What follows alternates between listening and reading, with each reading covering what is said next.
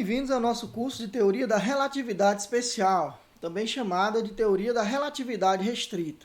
Nesta aula, a gente vai abordar a temática contração de comprimentos. Como você já deve ter aprendido nas aulas anteriores, a simultaneidade é um conceito relativo. Eventos que são simultâneos para O não o são para O'. A medida de comprimento de um objeto depende do conceito de simultaneidade. Um observador em O, ao medir o comprimento da barra que se encontra no referencial S', deve medir simultaneamente a posição x1 e a posição x2 dessa barra.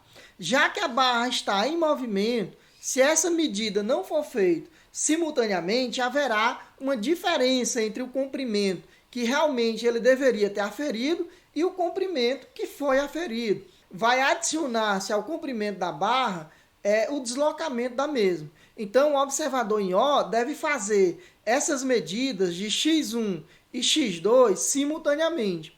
Mas, pelo que a gente já viu, se essas medidas foram feitas simultaneamente para o observador O, elas não serão simultâneas para o observador O'. Então, devido à discordância do conceito de simultaneidade, os observadores também vão discordar do comprimento de um objeto. Vamos designar o comprimento da barra medida pelo observador O', vamos designar de L0. E o comprimento da mesma barra medido pelo observador O, vamos designar de L. E vamos obter a relação entre L e L0. Certo? Ou seja, vamos obter a relação entre o comprimento da barra no referencial S e o comprimento da barra no referencial S'.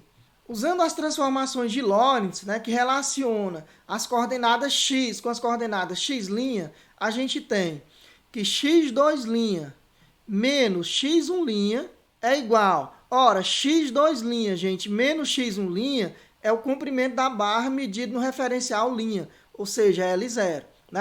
Esse observador no referencial linha, ele pode medir o comprimento da barra usando uma régua. Ele está no referencial da barra, Então, ele pode andar aqui nesse referencial, pegar uma régua e atribuir essa medida naturalmente. Então, essa medida pode ser feita com a régua, é a medida no referencial de repouso da barra. Tranquilo? Já o observador O, ele não pode medir usando uma régua, porque a barra está em movimento em relação a ele. Para ele medir, ele vai ter que aferir a primeira coordenada, que é a coordenada que designa a esquerda da barra. Instantaneamente, ele vai ter que fazer essa medida da coordenada da direita. Tem que ser instantaneamente, porque se não for, a barra vai ter se deslocado e o comprimento que ele vai aferir vai ser o comprimento real da barra para ele, mais o deslocamento da barra. Então, o observador em S precisa fazer a medida de x1 e a medida de x2 no mesmo instante, certo? Então, T1 tem que ser igual a T2. Essas medidas precisam ser simultâneas no referencial de O. Já no referencial de O', essas medidas não precisam ser simultâneas, porque o observador pode caminhar, pegar uma régua e fazer a medida manualmente, já que a barra está em seu referencial. Ok? Então, desenvolvendo essa equação, a gente tem L0 é igual. Vamos escrever primeiro as partes que tem x2 e x1. Então, vai ficar gama que multiplica x2 menos x1. Não é isso? Gama x2 menos gama x1 mais gama que multiplica, fica gama que multiplica menos UT2, então fica menos gama UT2, menos gama que multiplica menos UT1, então fica gama que multiplica U que multiplica T1, certo? Menos vezes menos mais gama UT1, gama UT1. Ora, gente, só que T2 é igual a T1, porque essas medições foram simultâneas, Para O, essas medições precisam ser simultâneas. Então, isso daqui é zero, Se isso é zero, sobrou o quê? Que L0 é igual a gama. Ora, quem é x2 menos x1? Quem é? O que representa a diferença entre as coordenadas da direita e da esquerda da barra? Isso aí representa o comprimento da barra medido no referencial S. Então, a gente tem que o comprimento da barra medido no referencial S', que é L0, é gama vezes L.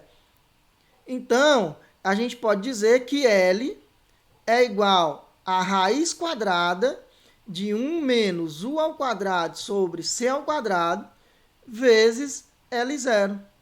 A gente fez o seguinte, ó, L0 igual a gama, que é 1, sobre a raiz de 1 menos U ao quadrado sobre C ao quadrado, certo? Vezes L. Então, L vai ser, ó, L0 vezes essa raiz. Então, ó, os comprimentos da barra medidos nos dois referenciais estão relacionados através desta equação. Veja bem, você poderia me perguntar, mas professor, quem é maior? L ou L0? Qual dos dois é maior? Bem, numa das resoluções de questões, eu já adiantei que o L0 é chamado de comprimento próprio, né? Comprimento próprio. E ele sempre vai ser o maior comprimento atribuído a uma barra. E o comprimento próprio é medido por um observador que está em repouso em relação ao objeto, certo? Então, L0 ele é maior do que L, sempre maior do que L, certo? Ao passo que o ΔT0 é sempre menor do que ΔT, o L0 é sempre maior do que L. E dá para ver claramente nesta equação, observe. 1 menos U ao quadrado sobre C ao quadrado, isso daqui dá menor do que 1, porque U é menor ou igual a C. Então, 1 menos uma coisa menor do que 1 dá menor do que 1. E daí a raiz de uma coisa menor do que 1 dá menor do que 1. Quando eu multiplico L0 por uma coisa menor do que 1, eu reduzo L0 para ele se tornar igual a L. Ou seja, L0 é maior do que L. Não deu um like ainda nesse vídeo? Aproveita e deixa o seu joinha e compartilhe o link desse vídeo para pessoas que também possam se beneficiar desse projeto. Ficamos por aqui e até a próxima aula.